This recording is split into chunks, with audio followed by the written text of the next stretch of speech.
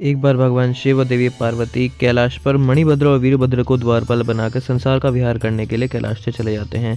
उसी दौरान ताड़कासुर अपनी शक्ति के मद में अंधा होकर संसार में उत्पात तथा हिंसा फैलाने लग जाता है। ताड़कासुर उस समय अपनी शक्तियों के बिल्कुल उच्चतम स्त्रोत्र पता तथा वह संसार में सभी को नष्ट करने लग गया। भगवान शिव और देवी पार्वती उस समय एक गुफा में निवास कर रहे होते हैं। तभी देवी पार्वती भगवान शिव से एक पुत्र की इच्छा रखती हैं। तब भगवान शिव देवी पार्वती से कहते हैं कि वे दोनों अपनी ऊर्जाओं को मिलाकर एक ऊर्जा पुंज उत्पन्न कर सकते हैं जिससे उन्हें पुत्र की प्राप्ति हो सकती है। भगवान शिव उस ऊर्जा पुंज को बाद में अग्निदेव को सौंप देते हैं तथा उनसे कहते हैं कि वे ताड़कासुर से छुपाकर वह ऊर्जा पुंज 6 की 6 कृतिकाओं में डाल दे।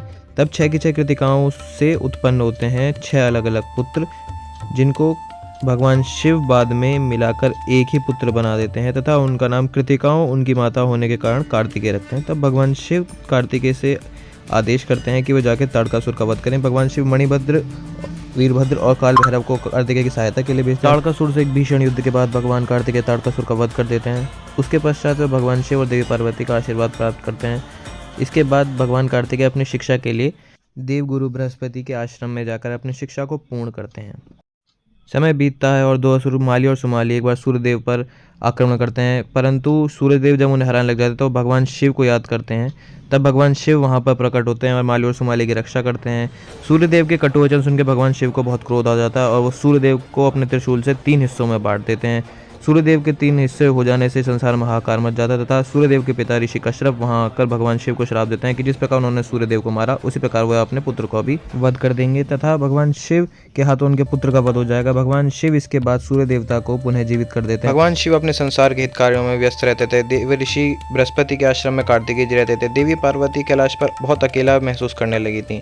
उसके पश्चात देवी पार्वती एक बार कल्प वृक्ष के नीचे जाकर एक पुत्री की इच्छा रखती।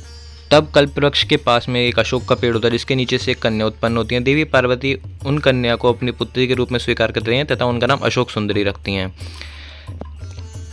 देवी पार्वती एक बार एक और पुत्र की इच्छा से अपने उपटन और भगवान शिव की भस्म को मिलाकर एक बच्चे का पुतला बनाती हैं। तब वह उस बच्चे में प्राण फूंकती हैं तथा उस बच्चे का नाम विनायक रखती हैं।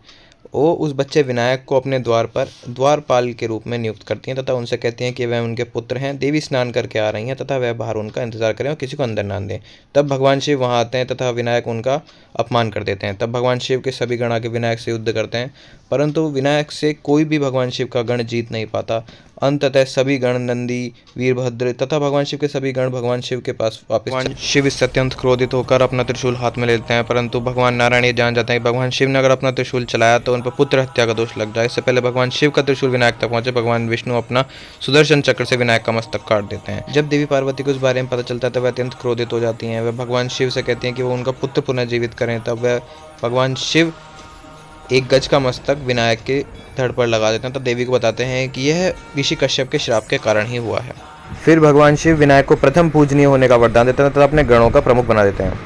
उधर पाताल लोक में ताड़कासुर के 3 असुर पुत्र ताड़काक्ष, कमलाक्ष तथा विद्युतमाली भगवान शिव के पुत्र से अपने पिता ताड़कासुर के वध का प्रतिशोध लेने के लिए सज्ज हो रहे होते हैं। भगवान ब्रह्मा की तपस्या करके वह यह वरदान प्राप्त करते हैं कि उन तीनों को एक ही तीर से मारा जाता था। उन तीनों को एक एक नगरी सोने की, चांदी की तथा लोहे की नगरी मिले और उन तीनों की नगरी जब एक पंक्ति में हो तथा एक ही तीर से उन तीनों का विनाश हो। वर्षों बीत जाते हैं परंतु उन तीनों के हाहाकार इस पृथ्वी पर समाप्त होने का नाम नहीं लेता।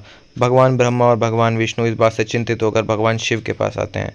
तब वे भगवान शिव से आग्रह करते हैं कि वह ताड़कासुर के 3 पुत्रों का वध करके इस सृष्टि को उनके अत्याचार से मुक्त करें।